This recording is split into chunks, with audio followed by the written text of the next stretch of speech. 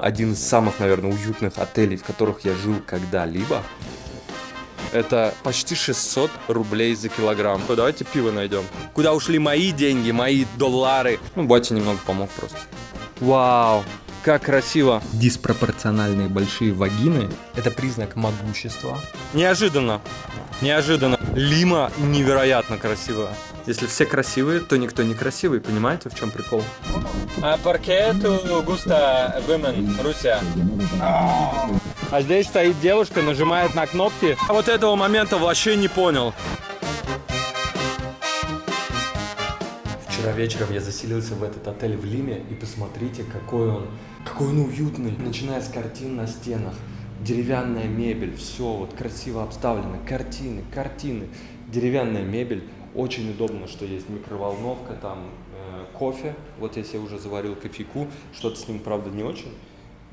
Так не должно, мне кажется, выглядеть. Это потрясающе просто. Вот здесь лаунж-зона, можно посидеть. Опять же, картины. Опять же, картины. Да, это не 5 звезд, но это не про роскошь, это про уют. Я считаю, здесь супер уютно. Один из самых, наверное, уютных отелей, в которых я жил когда-либо. А я во многих где жил. Это просто невероятно вообще. Красота. Я, кстати, понял, что с кофе было не так. Здесь, видимо, в кулере не было горячей воды, и оно заварилось с холодной водой просто. Ну, в принципе, я выпил нормально. Вот так вот выглядит мой завтрак за 200 рублей. Я вчера здесь зашел, случайно попробовал такие вкусные фрукты. Я не знаю, где они их берут. Я таких не ел даже в Таиланде. Не говоря уже про Аргентину, там Чили, еще где-то. Арбуз просто сочнейший. Я не знаю, с астраханским может легко посоревноваться. Ананас прекраснейший, медовейший. И, что интересно, папайя. Потому что я никогда не пробовал папайю с таким насыщенным вкусом. Обычно она какая-то водянистая, вообще безвкусная такая. А здесь она прям... Это балдеж просто. Итак, раз уж мы в магазине, давайте сделаем небольшой обзор. Это не будет полноценный какой-то обзор, как я делал в Аргентине, но просто цены посмотреть. И здесь цены будут в солях. Я не хочу сейчас пересчитывать. Для простоты можете на 20 умножать. Вот бананы 3,79 солей. Что здесь? Мандарины 5,50. Апельсины 10,50. Другие апельсины 3. Ананасы по 7. Яблоки вот разные, самые дешевые израильские по 3,69. Вот, нарезанные, вот ягоды прикольные. 15 за полкило черники, 4,5 за 200 граммов клубники. Короче, с фруктами здесь все хорошо. Ну, примерные цены вы представляете. Как по мне, это немного дороже, чем в России. Огурцы 2,4 за 1, то есть 60 рублей почти за один огурец. Томаты 5,7 за килограмм. Ну что еще? Быстро пройдемся. Во-первых, для того, чтобы не загребли, как в Португалии это было. А во-вторых, ну просто это не обзор. Креветки. Нет, это лангустины, не знаю, где креветки. Не вижу. Мясо 35 за килограмм такого вот мяса. По-моему, это супер дорого по сравнению с Аргентиной, например. Но выглядит классно. Биф ангус 2000 почти. Что, курица меня интересует очень. Пошо, как говорят в Аргентине. И пошо здесь 29 солей за килограмм. 29 солей. Это почти 600 рублей за килограмм. Это капец. Это офигеть. Вот такой вот хлебушек. За один такой хлебушек 160 рублей. Я думал, что вчера, что я неправильно посчитал, что я неправильно считаю, но сейчас я убеждаюсь, что цены здесь аховые. Молоко самое бичевое 5. 100 рублей, то есть самое простое в пакете молоко. Яйца 200 рублей за 15 штук. Самых простых, ну вот есть и подороже. Белые, еще какие-то. Короче, цены здесь почти европейские, я хочу сказать. Прямо португальские.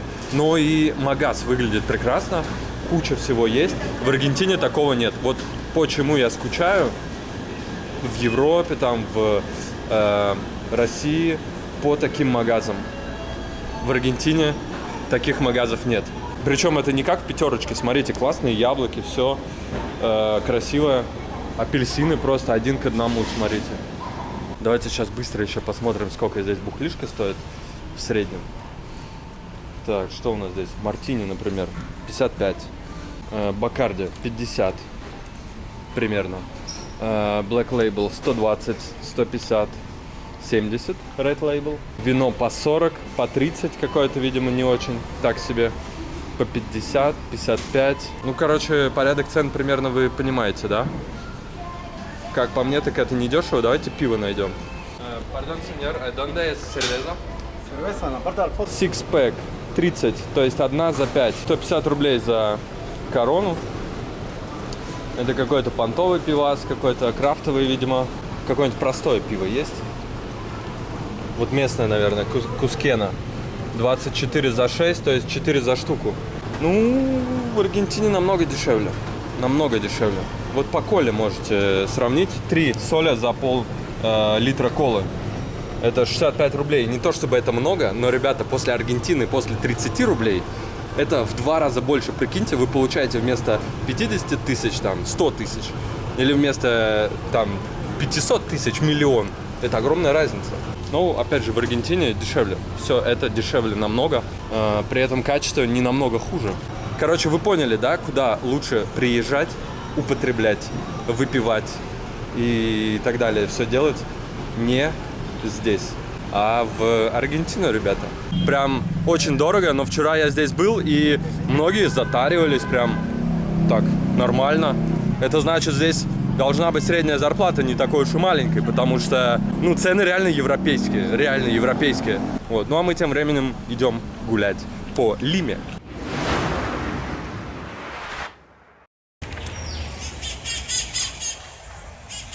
Такие вот прекрасные детские площадки, парки со скамейками уютными, деревья, зелень. Вау. Парк, кстати, имени Кеннеди, которого убили. Пока что я понимаю, куда ушли и идут деньги туристов, куда ушли мои деньги, мои доллары и доллары других туристов, которые едут на Мачу-Пикчу. Видимо, они уходят куда-то сюда, например, в Лиму, потому что это очень красиво. Это, смотрите, классные места для отдыха, постриженные деревья, это парки, зелень. Вот даже какая-то просто табличка украшена таким кустиком, и это придает максимальный уют просто. Здесь очень уютно, и я понимаю, за что высокие цены. Потому что в Чили, по сравнению с тем, как здесь, ну просто ни в какое сравнение не идет, при этом цены там почти такие же. Но здесь цены тоже высокие, но я вижу, это какая-то латиноамериканская Европа вообще. Пойдемте в церковь.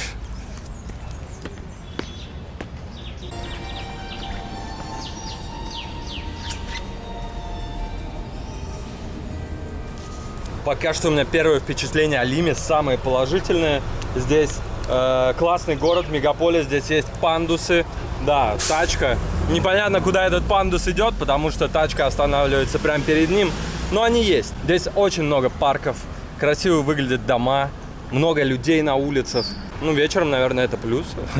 И, к сожалению, в Аргентине вот в парках проблема есть, очень много бездомных. Ты не знаешь, это безопасно, небезопасно, ну, насколько это приятно кому. Я понимаю, что им некуда идти, и государство, наверное, это тоже понимает.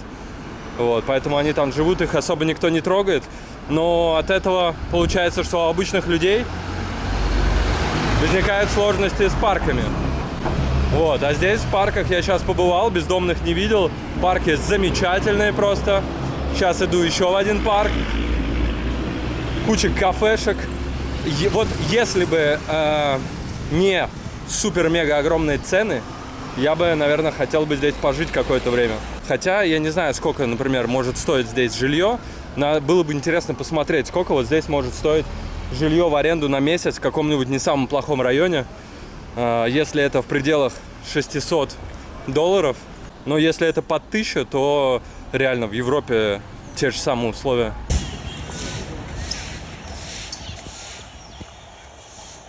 Знаете, что еще заметил? Что здесь на домах не так уж и много решеток каких-то и проволок. Ну, то есть на первых этажах они почти везде есть, ну и то не везде. Но на первых этажах и у нас в России везде есть решетки, и они вообще везде есть на первых этажах.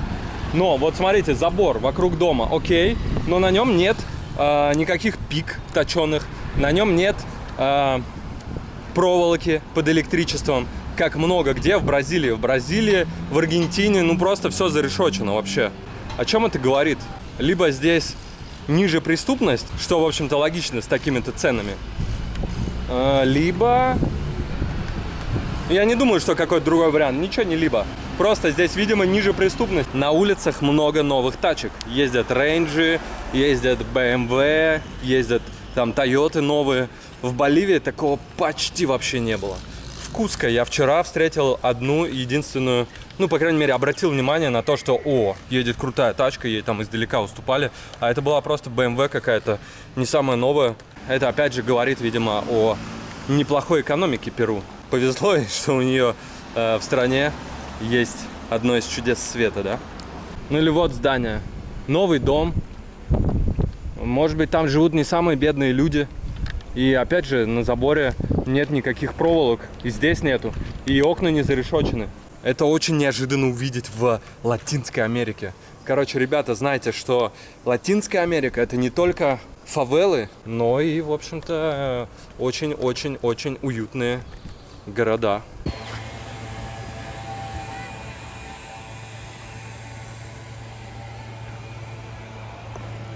Ну что, я вышел в сад, который называется Китайский сквер. Не знаю, почему он китайский. Там вот стоят несколько таких беседок в китайском стиле сделанных. Но он примечателен тем, что вот здесь у нас океан. И это тихий, мать его, океан. Тихий, не атлантический, тихий океан, прикиньте. Просто вот здесь вот так вот простирается Лима. Вон там вот та беседка китайская, про которую я говорил. Вот здесь челики тренят.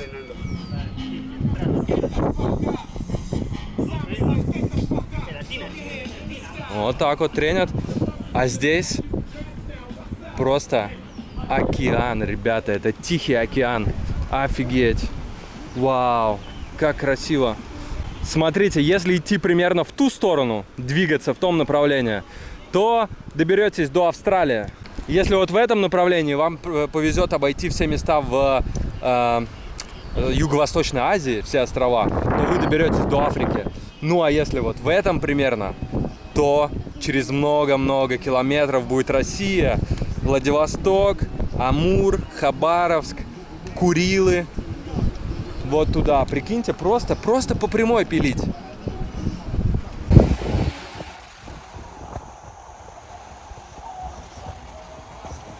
Самая, наверное, красивая спортивная площадка, которую я видел в своей жизни, с самым прекрасным видом. И просто тихий океан, волны, пляж, берег, красота. Честно говоря, мне очень не хватает в Аргентине таких парков. В Буэнос-Айресе так себе море, во-первых. Ну, океан. Там тоже океан Атлантический, но он не такой красивый там. Не то, короче. Ну и парков мне таких вот не хватает. Таких ухоженных, таких красивых, таких спокойных, с таким видом, с ветерком. Прям замечательно вообще. Ребята, Лима — это круто. Лима — это круто. Если у вас есть деньги, приезжайте в Перу. Только что встретил здесь девушку, которая проходила с коляской, разговаривала по телефону, она говорила на русском. Первый раз за 6 дней моего трипа по Аргентине, да, в Буэнос-Айресе полно, но я полетел в Хухуй, как вы помните, по Аргентине, по Боливии и даже в Перу, в Куско, на Мачу-Пикчу не видел русских. По крайней мере, они не давали о себе знать, что они русские. А здесь девушка была, говорила на русском. Вау. А qué precio para gasolina acá en Perú? Ahora está en 18 soles. Hay de dos precios, 18 y 21 soles. ¿Por qué? Hay uno que, o sea, depende de la marca. Ah, ok. Ajá. ¿Esta per galón o liter? Galón. Ah, галлон. Ajá. Окей. Прикольная, кстати, тема. Что-то среднее между жарким, карри и еще чем-то. Там корочка, там курочка, там хлеб, там что-то желтое, я не понимаю, сыр. Приехал в музей Ларко в Лиме. Не знаю, что здесь вообще будет, но он в топе, говорят, все обязательно нужно посетить.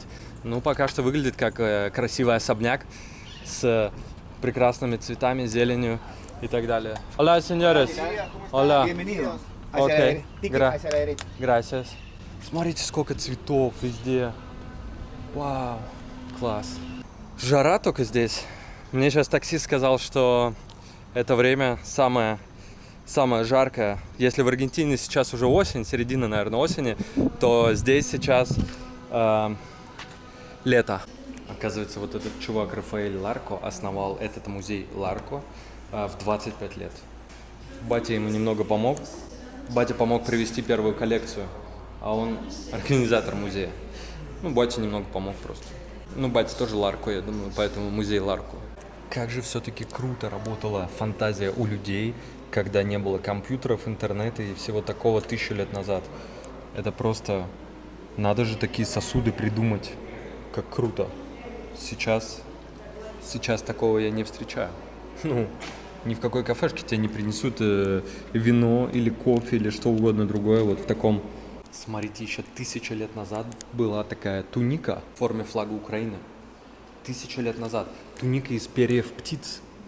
Посмотрите на это, как они сохранились за 1000 лет.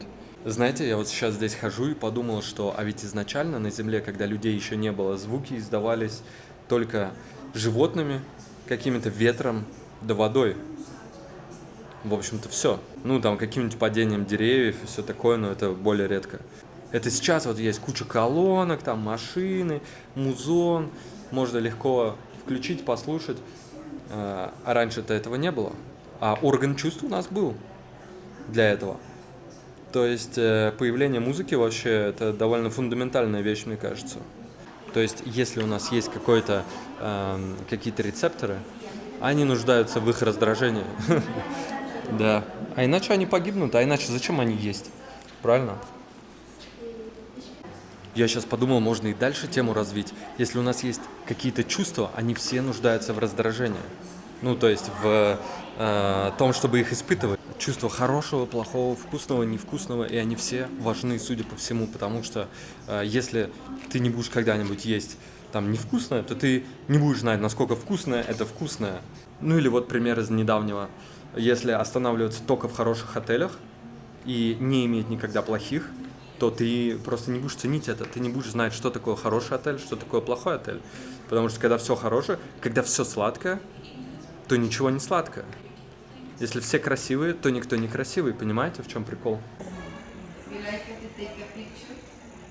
Это первый музей в моей жизни, в котором можно вот так спокойно просто зайти в хранилище музея.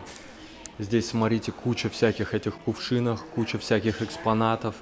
Понятное дело, что все в музее не выставишь, потому что их очень много. И я был в хранилище в Петербурге, в хранилище Эрмитажа, в одном из.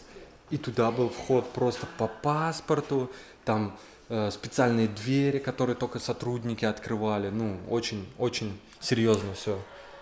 К безопасности относились. А здесь просто вот хранилище. Кстати, обратите внимание, как сильно отличаются стекла музейные, которые антибликовые, от обычных вот этих. Здесь все бликует. Не то чтобы мне очень нравятся вот эти всякие глиняные горшки и все такое. Нет. Меня прикалывает сам факт, что оказывается можно вот так. Оказывается, бывает вот так. Когда просто комнаты с миллионом этих горшков. Вау. Вот женские такие диспропорциональные большие вагины – это признак могущества, потому что эта девушка может давать много жизни, значит, она сильная, и это круто. Чем больше вагина, тем круче. То же самое касается вот таких сосудов с членами. Чем больше член, тем круче. То есть вот этот чувак, он крутой, видите, он ростом ниже своего члена. Или вот этот, например. А использовались они для того, чтобы удобрять землю. И поскольку член дает жизнь, то считается, что если ты поливаешь из этого сосуда, то у тебя будет хороший урожай. Интересно, что общественное мнение по поводу членов за 2000 лет почти не поменялось. Считается, что чем больше, тем лучше. А вот по поводу вагин почему-то поменялось. Девушки, как правило, не хотят себе иметь, даже думать о том, что у них будет такая диспропорционально большая вагина. Почему так?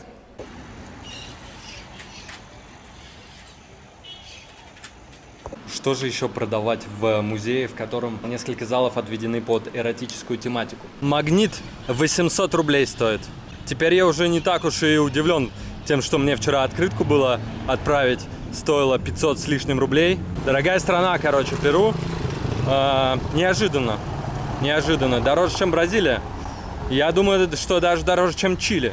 Пока что это самая дорогая страна в Латинской Америке, на мой взгляд. У них здесь в Перу есть какие-то, видимо, местные тачки. Я не знаю, они перуанские или не перуанские, но уже не первый раз водитель приезжает вот на какой-то местной машине. Я даже марки никогда такой не видел. Сеньор, ¿qué это автомобиль? Así mismo, ¿Qué marca? ¿Qué marca? fueron Glory. confiscados. Glory. ¿Esta Perú? ¿Peruvian? También sufrió en primera Chino. persona todas Ah, estas ok. medidas, Chination. pues se vio Esta obligada popular a suplir aquí, una ¿sí? enemiga. То есть даже в Латинскую Америку везут машины из Китая, не только в Россию. А por qué tú gusta women, Rusia? No, ¿Por qué? ¿cómo se dice? Son blanquitas, rubiecitas, Сита? blonde, En la rotonda, toma la segunda Blonde hair, ¿sí? blonde hair, Azul, eyes, ya, ¿sí? ice blue, ¿Qué más? and white, 800 metros. White? Skin? Ah, ok, ok. O sea, the woman Russian, Sí. do you like, a ella le gusta hombre así. I don't know. Благодаря тому, что здесь огромное расстояние, мы сейчас ехали с водилой такси, о чем только не успели поговорить. И о женщинах российских. Он говорит, что, серьезно? Тебе нравятся какие здесь? Кстати, смотрите миграционку, какое количество народа. Вау, почему так? Много всего поговорили про зарплату. Сказал, что работает 12 часов в день на Uber и получает $1300. Я такой, нифига, нормально. В России примерно, поменьше, мне кажется, таксисты получают. Может быть, либо так же. Здесь реально высокие цены, поэтому даже с таким заработком вряд ли можно себе позволить круто жить. Perdón, ¿por qué está muy personas? Esa es para tomar datos biométricos. Migraciones. ¿Por qué muy personas? Porque hay muchas personas. Sí, muchas personas. ¿Por qué? Imagino que se han acumulado todas las citas hoy. Я бы не хотел стоять в такую очередь. Даже в аргентинском очень загруженном миграционезе не такая огромная очередь. Просто посмотрите на то, что вокруг. Это что-то невероятное, супер-мега красиво. Такие здания, такие балконы. Чем-то похоже, кстати, на внутренности МГУ, если вы там были. Такие вот желтые цвета, как в Питере. Какая-то архитектура такая величественная. А вот это просто что-то с чем-то. Лима невероятно красивая. Прямо, я уже сказал сегодня, я не перестаю удивляться тому, какая Лима красивая. Солнце, кстати, палит просто нещадно. Вообще. Главная площадь Лимы. Очень удобный город для тех, кто картавит, потому что у вас не будет проблем, в отличие от Рима.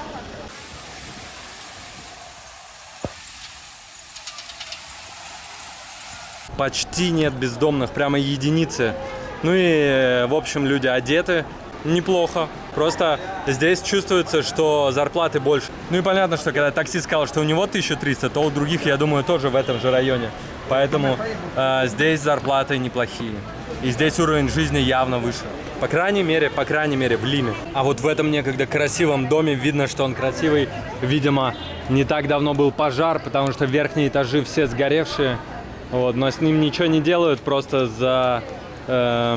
заложили, замуровали вход, наложили кирпичей. И все, внутрь не пройти. Теперь это заброшка, но выглядит потрясающе. У нас в Питере из такого здания сделали достопримечательность. Теперь это Анненкирхе. Правда, ее внутри уже почистили основательно. Вот. Несколько лет назад, когда она только открылась, не так все гламурно там внутри выглядело, как сейчас.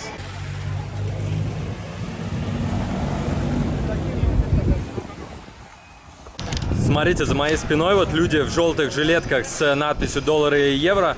Я нигде такого не видел. Вот здесь справа, например, чел стоит. Это легальные обменники.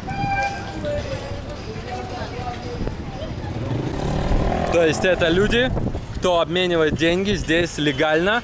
В Аргентине просто кричат на улицах «камбио, камбио», и непонятно, они фальшивки тебе дадут, не фальшивки, настоящие, не настоящие. Вот, а здесь, видимо, все это легализовали, и такие вот чуваки к ним и мне, как клиенту, безопаснее обращаться. Ну и государству, точнее, выгодней, из-за того, что государство это контролирует, видимо, берет налоги и все такое. И еще один пожар здесь в центре, вот это какое-то сгоревшее здание, которое написано «скоро отреставрируют».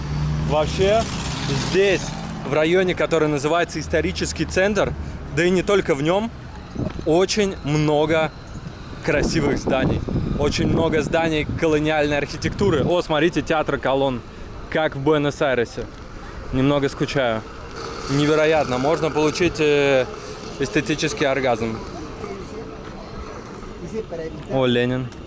Это Ленин? Esto es cultura, ciencias sociales, ciencias políticas. Это коммуниста?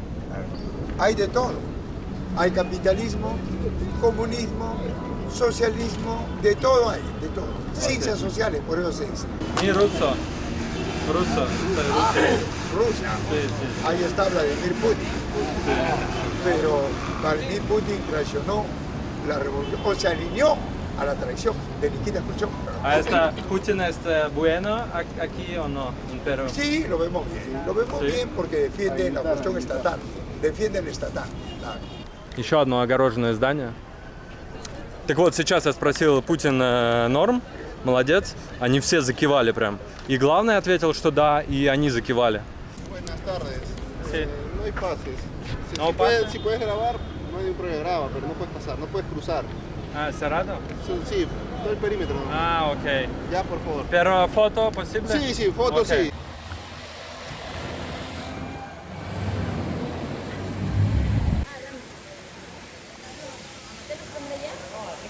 Вот здесь в Перу нет метро, не знаю уж почему, но здесь есть автобусы, которые вместо метро по хайвею едут. И вот так выглядят станции, то есть на станции, которые там даже буква, что-то похожее на букву М нарисовано, но на этих станциях не поезда метро, а на этих станциях автобусы. И сейчас посмотрим, как на них, вон, видите, едут автобусы, и станции выглядят почти как метрошные. Я что-то похожее видел в Турции, метробусы называются. Здесь вот так стоит очередь, встаете в очередь, видимо, покупать билет. У меня билета нет, поэтому я встаю в очередь. И вот там стоят автобусы, и на них тоже очередь. Вот так вот нужно купить карту и пополняете здесь баланс. Вот эта девочка мне согласилась по своей карте пропустить, поэтому сейчас... Видимо, ну я ей заплатил, в смысле, и сейчас мы пойдем. Короче, вот такая вот здесь очередь. Там вдалеке вы видите маршрут Б, маршрут С. И вот сейчас просто ждем автобуса, потому что автобусы не такие большие, как метро, где можно по огромной станции просто расположиться. Вот они такие двойные обычные автобусы. Она увидела, вот эта девочка, прямо в самом начале очереди своих друзей. Мы вместе пришли сюда, вклинились, некрасиво, но вот так вот выглядит метробус. You can go. Yes, okay. Muchas gracias. Ciao. Я спросил, почему они не заходят. Они говорят, ну потому что они хотят сесть, типа, на места. Но места же есть. Я не совсем понял этого прикола, и вся очередь стоит, все люди стоят. Вообще непонятно. Вообще не втыкаю.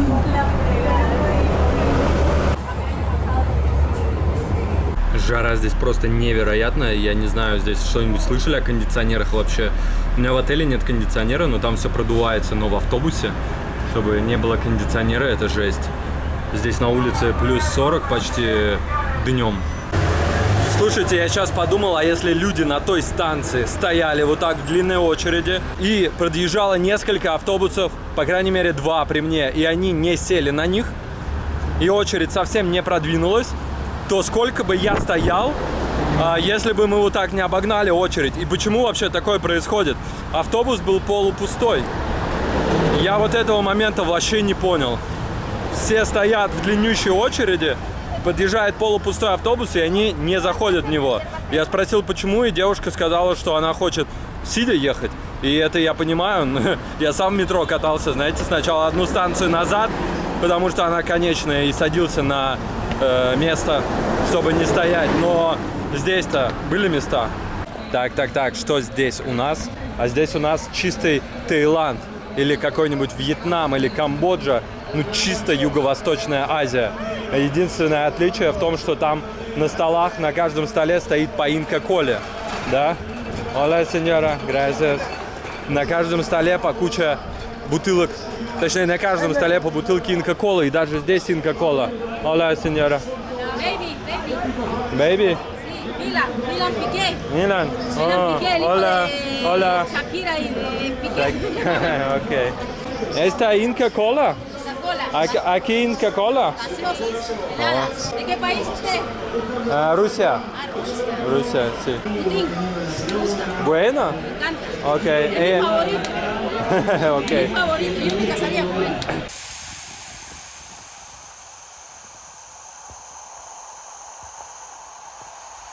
Вот эти продавцы с шариками, с гирляндами внутри, они просто везде.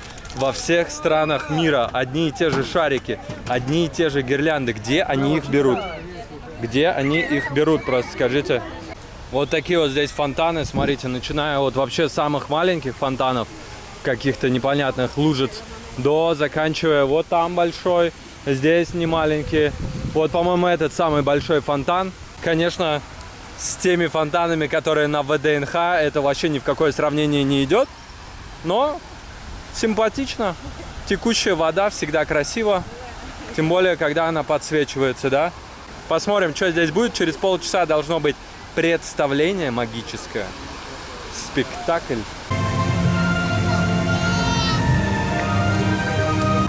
Очень мелко распыляют воду и используют ее в качестве экрана для проектора.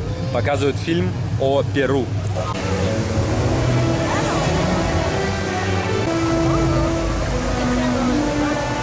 Да уж, народу здесь собралось столько, как будто эти фонтаны, это представление не каждый день по 3 раза показывают, а раз в неделю или месяц. Его показывают реально каждый день по 3 раза.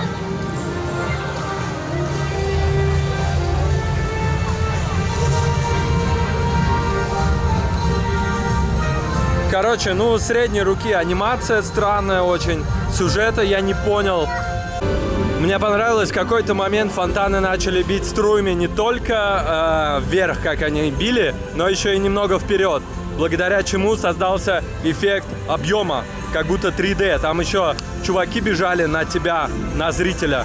Поэтому вот это было интересно. Но парк классный. Представление ни о чем, но парк приятный, очень приятный.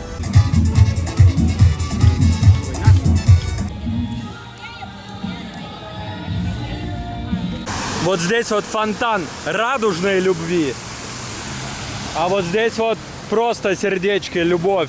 И что примечательно, ни здесь вообще никого нет. Но здесь есть я. Здесь есть я. Один я. Это Лувр, ребята. А вот такие фонтаны Шутиха у нас называются или как-то еще.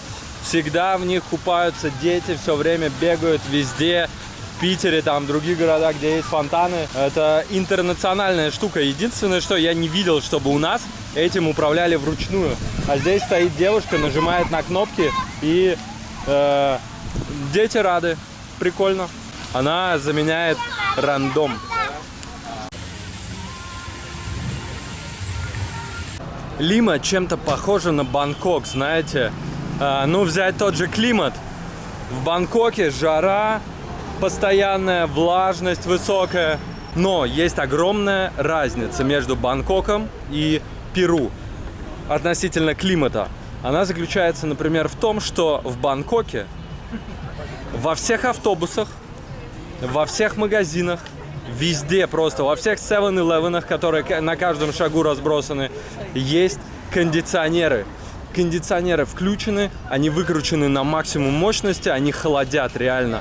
Когда на улице 35, ты заходишь в любой 7-Eleven, там плюс 20 или ниже охлаждено. И это позволяет как-то существовать комфортно, то есть можно там передвигаться, зайти в 7-Eleven, что-нибудь купить, там попить, еще что-то. Здесь таких магазинов нет. Здесь в автобусах никаких кондиционеров нет. Здесь в моем отеле даже кондиционера нет.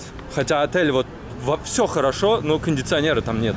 Я не знаю, это звучит достаточно тяжело. Может быть, не так тяжело, как в Африке, конечно. Но тем не менее, видно, что страна с деньгами. Видно, что люди здесь от голода не умирают в основном. Видно, что много заведений, цены высокие и так далее. Ну, камон, купите кондеев везде. Сделайте кондеи, ну как в Таиланде. Таиланд смог. В Таиланде комфортно находиться. Именно благодаря кондиционерам. Ну, помимо прочих обстоятельств. Здесь супер офигенно. Не хватает кондиционеров. Интересно, это дружба или коллаб? Смотрите, внезапно прямо в книжном магазине обнаружен конструктор «Спас на крови». Вау, я издалека подумал, что это собор Василия Блаженного, но нет, «Спас на крови». И здесь еще один.